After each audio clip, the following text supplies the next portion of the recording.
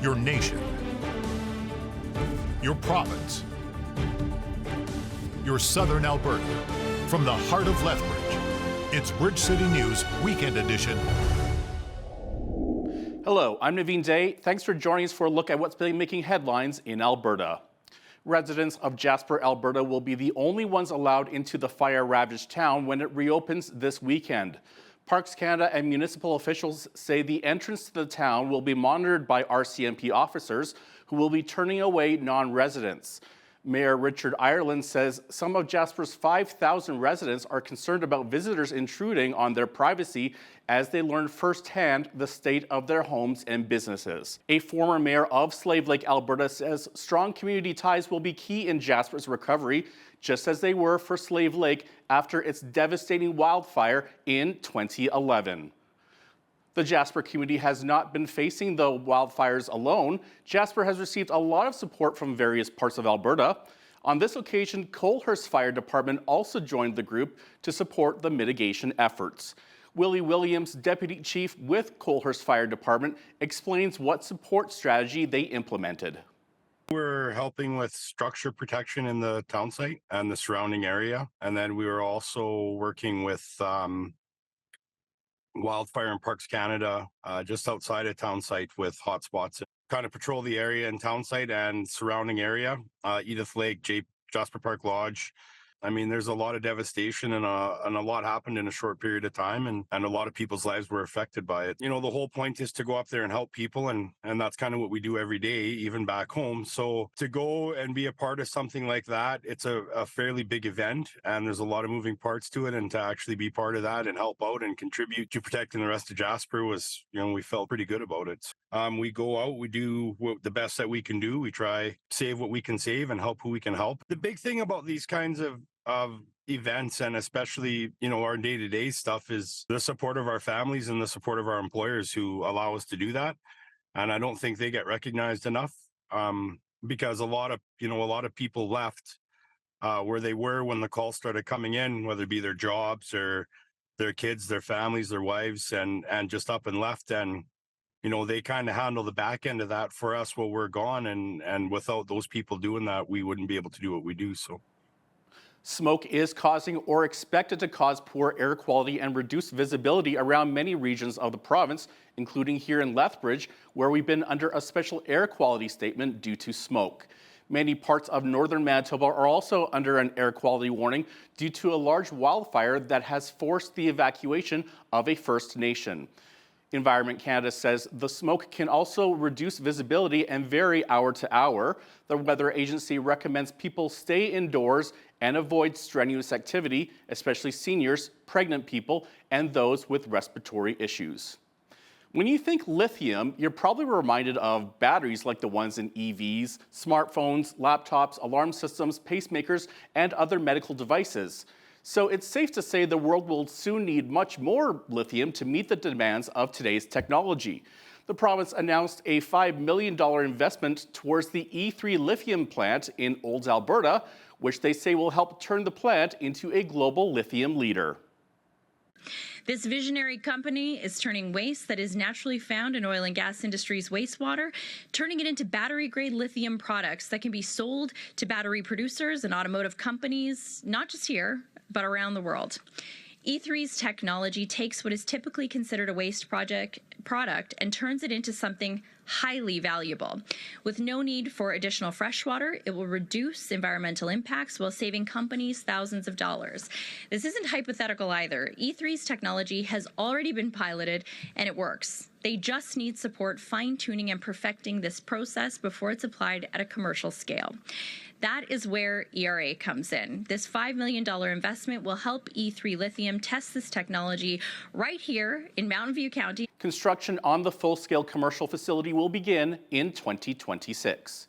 A 24-year-old is dead after being reported missing on Monday when they did not return from hiking in the Kananaskis. Kananaskis RCMP received a report of the missing hiker.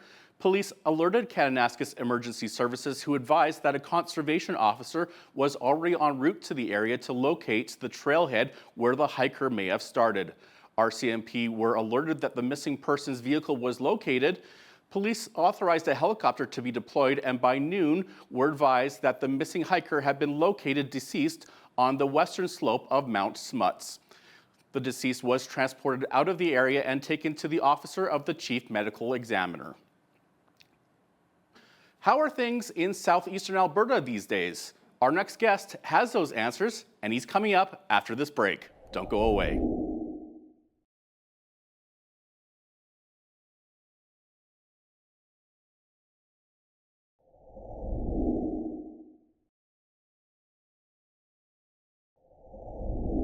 From the aerospace and defense industry to the United Kingdom's military's presence at the Suffield military base, there's quite a bit going on in southeastern Alberta.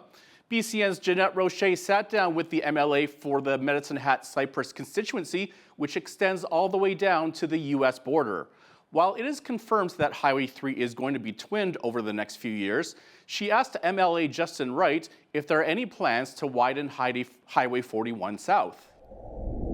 You know what? I appreciate you asking that question. Minister Dreeshen was just in the riding a few weeks ago and made an announcement that we are in the planning stages, as well as the partway to the engineering planning for a Highway 3 widening, or Highway 41 widening, in conjunction with the Highway 3 announcement. So what that's going to look like is approximately 52 kilometers from Highway 1.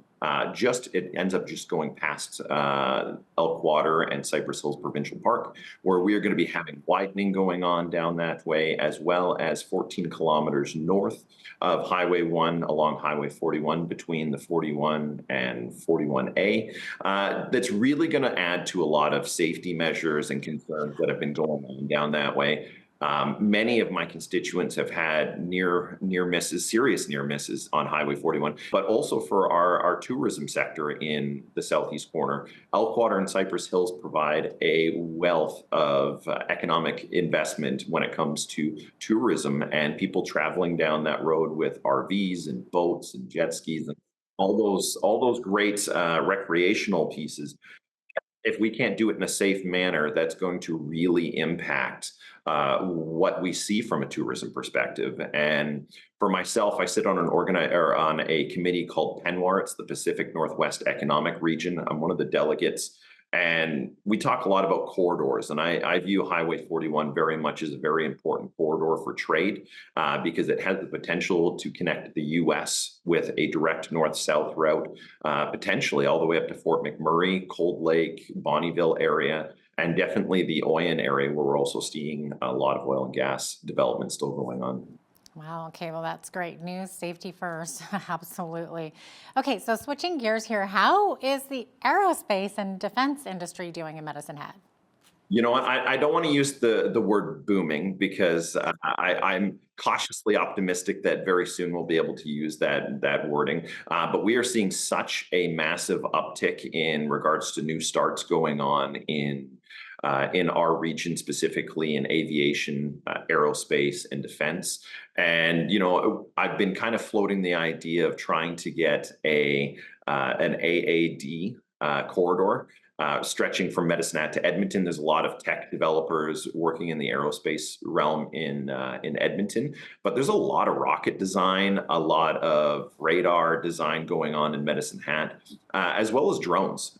We have a great advantage with our foremost aerial drone range, and that allows for out of sight flying of drones. And we are the only location in Western Canada that has one of those. So it's providing a really key advantage that we can focus on to have this be one of those industries that could potentially backfill the gap that was left from the 2008 recession, when we saw the vast majority of oil and gas pull out of the area. Now, Justin, I believe that you're the provincial liaison with the military. So can you update us on where things are with the Suffield military base just outside Medicine Hat there? Yeah, so with that, I've been in fairly regular contact with Lieutenant Colonel Anderchuk. They're continuing to evaluate the situation. You know, the British BATIS folks, there is still some stationed there. They're evaluating what the future looks like for them. But I have also spoken with Brigadier General Graham. He has expressed his commitment that CFB Suffield will be one of the jewels remain one of the jewels of Canadian 3rd Division. And as we are continuing to keep our ear to the ground, we're very hopeful and optimistic for a very positive turn of events for CFB Suffield, as it's very important to our economic area from a perspective of new people coming in, constant trade over. I look at a number of years ago when the British soldiers would do training exercises, the economic impact that brought to the community. So we're cautiously optimistic for what the future holds, but also in regards to what the future can bring in regards to a evolution of what goes on there. An investigation into an E. coli outbreak reveals an illegal meat market. More on that after this break.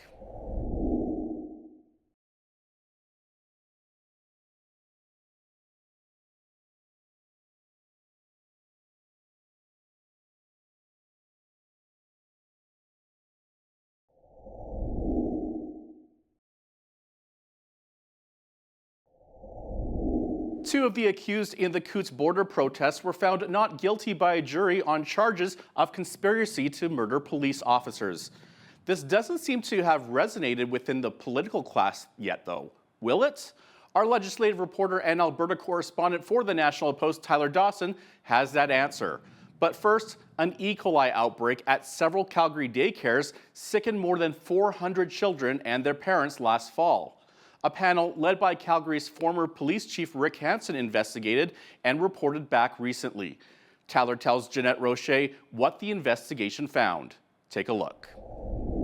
The one that actually kind of made headlines but was actually sort of adjacent to the daycare issue is that it found that there was sort of an illegal meat trade in Alberta, that there was sort of an illegal abattoir industry and an illegal meat sales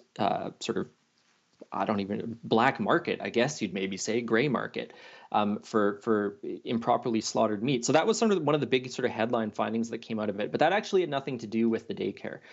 There was no indication that the people who fell ill from E. coli because of the kitchen that was providing food to the daycare, they hadn't sourced their meat improperly or illegally, is what I'm saying. But that was one of the big findings. It was like, oh my goodness, there's people running illicit uninspected abattoirs in the city, in the province, who are selling their meat. But they did find a bunch of gaps, basically. That there were insufficient inspections at some of these kitchens, that there were sort of cleanliness gaps and inspection gaps that in which these businesses were sort of operating, and that was sort of the root of the problem. And so they made, I think, 12 recommendations and 27 sub-recommendations on how the sort of daycare food industry could be strengthened and made more safe, including more regular inspections, posting publicly some of the information from those inspections for parents to see, things like that. And the government has adopted all of those recommendations, I believe, and says they're working on them. Because it's actually one of the things that I think got unremarked upon a little bit at the time was Danielle Smith, when she gave her press conference about it, she was really quite emotional and showed, I think, a lot of empathy and sympathy and concern about what was happening. And the reason that stands out, I think, is that was one of the things that Jason Kenney was criticized for during the pandemic, for being insufficiently empathetic and insufficiently sort of emotive. And it was one of the early signs, I think, between Danielle Smith becoming premier and Jason Kenney leaving the premier's office, of just how different they are as people and as leaders of the province. And I think, and we saw that again, actually, on the Jasper fires, when Danielle Smith again became quite emotional. So it just shows that some of the, there's lots of differences between Danielle Smith and Jason Kenney, but certainly one of them is their ability to communicate in public and empathize and things like that. So that's one of the things that actually has lingered with me a year later, is that was really a sign of how different those two people are. Oh, that's very interesting. Not a lot of time left here, but we're going to switch gears to court. So 2 of the accused in the Coutts border protests were found not guilty by a jury on charges of conspiracy to murder police officers. So this doesn't seem to have resonated, though, with the political class yet. What do you think? Well, it's really interesting because, 2 years ago, this, like the Freedom Convoy protest, it was all anyone was talking about. I think if you probably went back and looked to what you and I, or me and Hal, were talking about at the time, it was probably all Freedom Convoy all the time. And it's ended with whimper, not a bang, if the expression can be used here.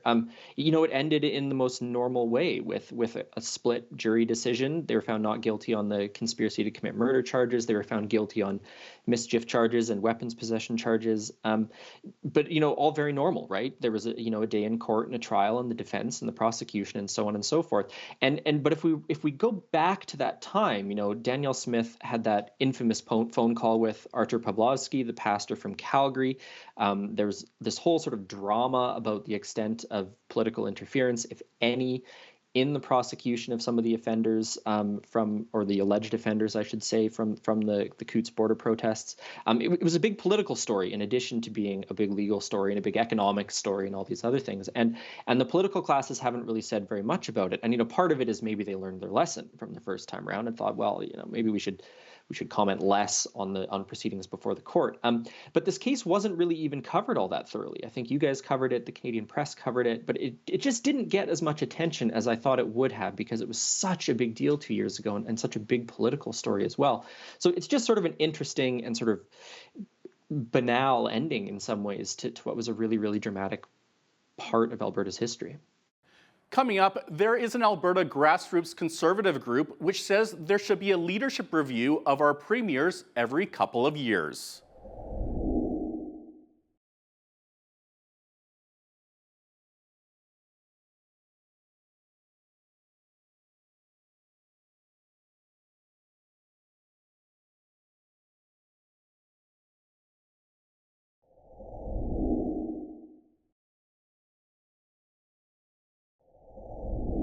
Sometimes there are groups which try to influence a political party's policy one way or the other. A new group has been formed in Alberta which is trying to do just that. It is called the 1905 Committee. Co-founder Nadine Wellwood explains why she felt the need to start up her organization. 1905 is when Alberta became a province. And when we were trying to find an appropriate name, I kept emphasizing, what if we could do it all over again? And then we kind of thought about, well, the beginning and where we're going. And 1905 Committee is what we came up with. So tell us a bit about your background in provincial politics and explain why you felt the need to start up the 1905 Committee. Absolutely. So my background provincially started actually from a federal perspective, and I had started doing some work with the People's Party of Canada in 2019, 2021. And then when Danielle Smith was elected the leader of the UCP, I thought we would see some true grassroots changes there. And I decided to throw my hat in the ring, actually for the Livingston-McLeod riding. And I was disqualified, regrettably, by the executive at the UCP. I guess I have very strong opinions, and that's not always popular with party politics. I'm not, I guess, as easy to control as they would like. And from there, my background is a chartered investment manager, so I've been obviously following economics for at least 2 decades, and of course, politics drives a lot of the economy. And so when politics sort of arose as an opportunity for me to get involved, I took kind of my background and meshed that a little bit with what I have been learning over the last 6 years. And thus we looked at what was missing, truly missing in the space as far as true representation by the people. And 1905 was born. So Nadine, what are some of your core goals with the organization 1905 Committee? So some of the core goals, really, I'd say that if you had to pick one, it's about leadership accountability. A promise made needs to be a promise kept.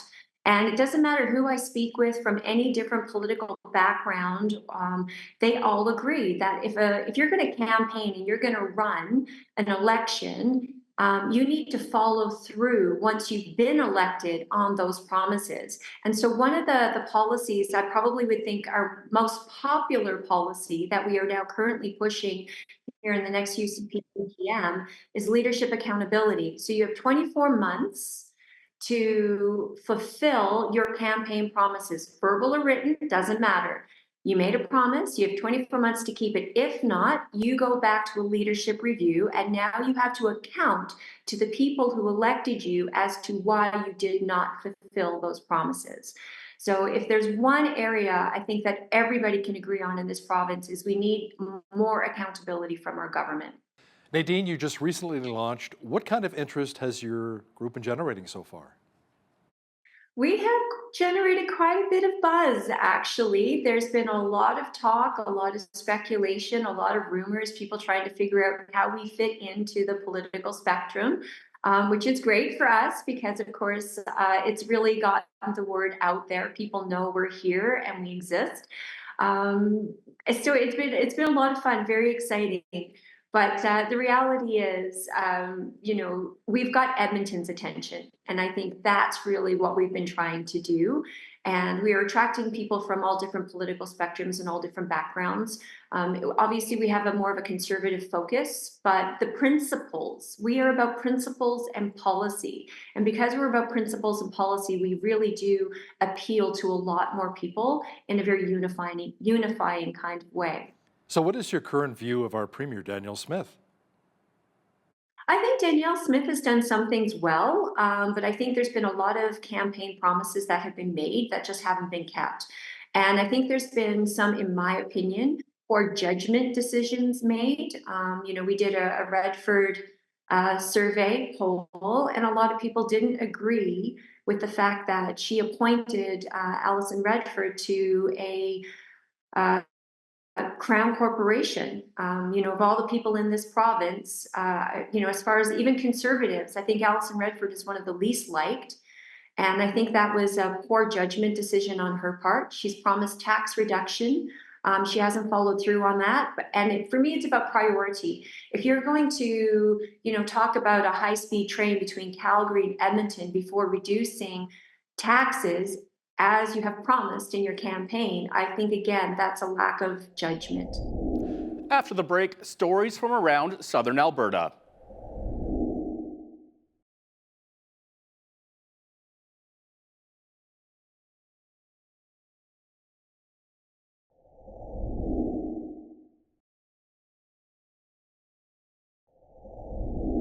A huge photo scavenger hunt is taking place in Lethbridge this weekend. The Family Centre in Lethbridge is hosting the annual event as part of its Dads and Kids program. Things get underway with the registration at 3 p.m. at Henderson Lake. The dads then hit the road to snap pics with their kids at various city landmarks. Family Centre Executive Director Marl Kiani-Tari says these kinds of events help important social connections for fathers and their children. She adds that this programming is possible thanks to the support of the annual Tim Hortons Smile Cookie event. And throughout the year, we've provided various different events to be able to engage our fathers and father figures with their children in various different events and programs. It really generates that social connections. It focuses on that executive functioning, building those protective factors, and really, in the end, building resilient children and resilient families. As a parent myself, I know when my kids were young, there was a lot of mom and baby programs that were available. I love that the Family Centre is using these Tim Hortons Smile Cookie donations to actually highlight their Dad and Me or Father Figure in Me program. Super important that those relationships are fostered and bonded. This has been just a tremendous year of being able to support a number of individuals in our community and building those bonds, and it couldn't have happened without the support of Tim Hortons and the community that participated in purchasing those cookies. The Dads and Kids program has ongoing activities at the Family Centre every Saturday. For more information, contact the Family Centre at 403-320-4232. If you're looking to access the food bank in Lethbridge, it's gotten much easier. Monday, the Lethbridge Food Bank went into the community through the Mobile Food Support Program. This initiative makes it even easier to access food assistance. Emily Bealby, Executive Assistant and Program Leader with the Lethbridge Food Bank, says through this service, the food banks travel to main points in the city. Bealby explains why the program was designed. It was designed to try and break down some barriers of people accessing the food bank during their regular working hours. We're seeing a lot of people working the same hours that we're offering our services. So it was to try and break down some of those barriers. We take our food truck out to venues across Lethbridge. It averages about once a week to different venues. We use educational institutes, religious institutes, some of the big ones, Lethbridge College and University, that will start back up again next month. And we have surplus of food, sometimes vegetables, canned produce, and our individuals and clients can access that with zero eligibility. We just ask for a postal code, so for our own interest, we can see how far people are travelling to access us outside of our regular food bank hours. So today we're at University Drive Alliance Church over on the west. BLB says the program runs in the evening beginning at 4 p.m. and has been running for the past 3 years, benefiting more than 4,600 households. Spitz Stadium was quiet on Monday after the Lethbridge Bulls bowed out of the Western Canadian Baseball League playoffs last week. The Bulls lost Friday night in extra innings, the third and deciding game of a nail-biting first-round series against the Okotoks Dogs. Bulls pitching coach Josh Bergman says it was probably the best series he had been part of. However, now that the season is over, the Bulls will turn their attention to recruiting to build a competitive club for next season. Can't get much better in terms of baseball. You know, everybody who came to those games got their money's worth, and just two teams that, you know, I felt like just were competing right till the very end, until the last pitch. And, you know, unfortunately we ended up on the other side. I think there's a lot of things that we did this year that we're super excited and super proud about. Obviously, you know, we had a long 9-game winning streak. We set the wins record in Bulls history. So obviously there's a couple things that we were really proud of from that side of things. And I think overall, just the group of people that we had here, you know, from the player side of things and the staff, we were just really happy about, you know, showing up to the ballpark every day. Yeah, I think there's always places that we can improve, not necessarily like one specific spot. I think just everywhere we can get better, right? You know, at the end of the day, we did end up losing in the round 1 of the playoffs, so obviously there's room for improvement and need to get better, and we're going to push for that division title next year and be right at the top with Sylvan and Okotoks once again, and kind of that three-headed monster in our West Division. The City of Lethbridge's River Valley fire ban remains in effect. The fire ban prohibits wood campfires on city land, campgrounds, and private land located within the River Valley. Bonfire activity has been observed in the River Valley, in addition to vandalism to the fire ban signage that has been placed throughout the area. These actions are dangerous and pose a risk to the public and our natural areas. The wildfire danger in Lethbridge remains very high. After the break, we chat about vintage cars. Stay with us.